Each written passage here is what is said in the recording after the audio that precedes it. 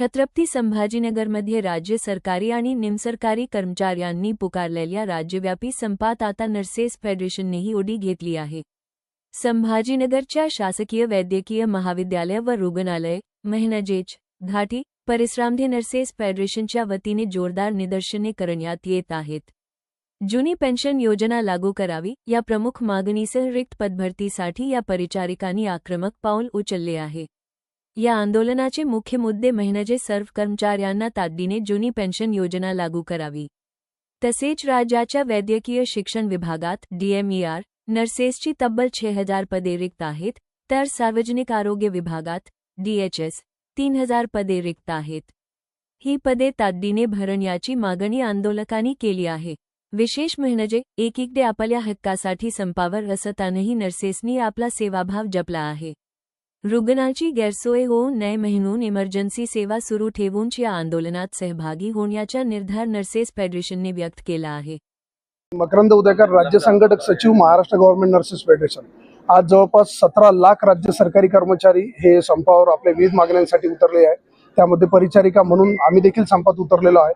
सर्वात महत्त्वाचं म्हणजे सुधारित राष्ट्रीय निवृत्ती वेतन योजना जी सरकारने घोषित केलेली आहे, तर सरकारने ती घोषित केलेली आहे, पण त्याची अंमलबजावणी करण्याची अधिसूचना, सविस्तर अधिसूचना सरकारने काढलेली नाहीये। तर ती अधिसूचना तात्काळ काढावी, जेणेकरून कर्मचाऱ्यांच्या मनामध्ये जो संभ्रम आहे तो संभ्रम त्यांचा दूर होईल। त्यानंतर खरं तर जेवढी रिक्त पदे आहेत आणि आमच्या नर्सिंग विभागामध्ये पण राज्यभरामध्ये हजारोने रिक्त पदे आहेत, स्थानिक लेवलला देखील शेकडोने आमची रिक्त पदे आहेत, ती आमची भरल्या गेली पाहिजे। आणि सेवा प्रवेश नियम, कारण सध्या प्रमोशन्स, रिक्रुटमेंट हे सगळं सेवा प्रवेश नियममुळे थांबलेलं आहे। सरकारने आकृतीबद्ध आराखड्यामध्ये सूचना दिली होती 150 दिवसांमध्ये त्यांचा आकृतीबद्ध आराखडा आणि RRच्या संबंधित जे काय आहे ते प्रस्ताव शासनाने सादर करायला पाहिजे।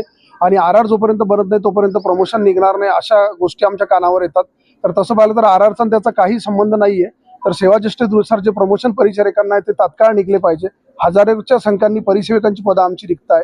या आणि अशा मेट्रनची अधिसेविका ज्या पूर्ण परिचारिकांचं व्यवस्थापन करतात त्यांची देखील पदं ही पूर्ण महाराष्ट्रभर रिक्त आहे।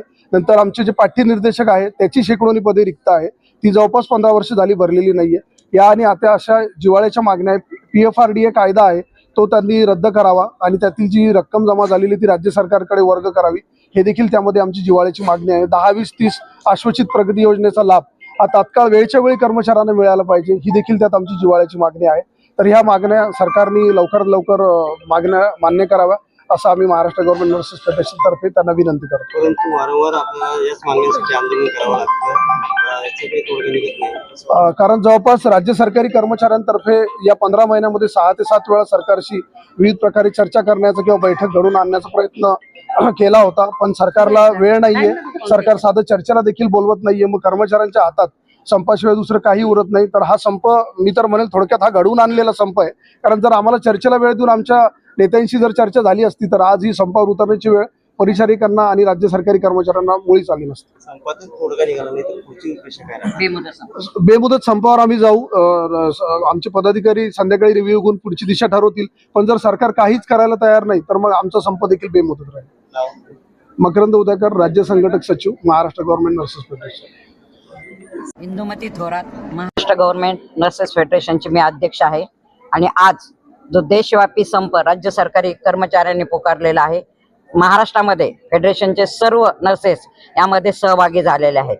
2023 मध्ये शासनाने विधान भवनामध्ये जी घोषणा केली होती की सर्व कर्मचाऱ्यांना जुनी पेन्शन योजना आम्ही लागू करू, आणि त्यामध्ये त्यांनी राष्ट्रीय योजना स्वीकारलेली आहे पेन्शनसाठी। परंतु त्यामधल्या ज्या काही म्हणजे नियमावली पाहिजे ती त्यांनी अजून 2 वर्षात ती बनवलेली नाही। मग कर्मचाऱ्यांमध्ये संभ्रम आहे की नक्की आम्हाला कोणती पेन्शन लागू होणार आहे, आणि यासाठी वारंवार राज्य सरकारी कर्मचाऱ्यांनी निवेदन दिलेले। खरं तर आम्हाला चर्चेमधूनच प्रश्न सुटावेत ही आमची धारणा असते, परंतु शासनाला आपल्या कर्मचाऱ्यांना चर्चेसाठी वेळ देण्याला वेळ नाहीये।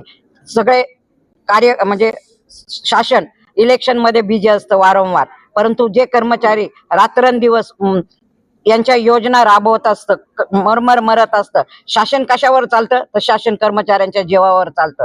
जसे दवाखाने फक्त परिचारिका आणि रेसिडेंटच्या जीवावर चालतात, तसं शासन सुद्धा कर्मचाऱ्यांच्या जीवावर चालतात. मग तळागाळातले कर्मचारी, चतुर्श्रेणी कर्मचाऱ्यापासून क्लास 1 पर्यंत सर्व कर्मचारी काम करत असतात. चर्चेमधून प्रश्न शासनाने सोडवायचे असतात, चर्चेला वेळ द्यायचा असतो, पण शासन वेळ देत नाही.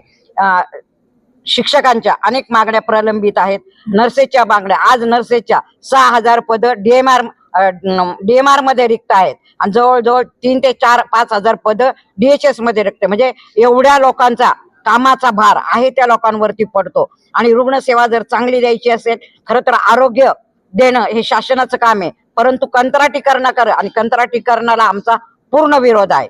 या आणि अशा अनेक महत्वाच्या मागण्या घेऊन आज जो संप होत आहे त्या संपामध्ये आम्ही ताकदीनिशी उतरलेलो आहोत. आज तुम्ही परिचारिका ड्युटीवर जाणार आहे का नाही?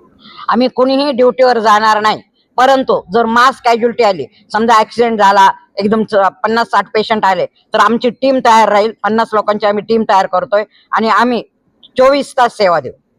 आम्ही संपात राहू पण रुग्णांना सेवा देऊ.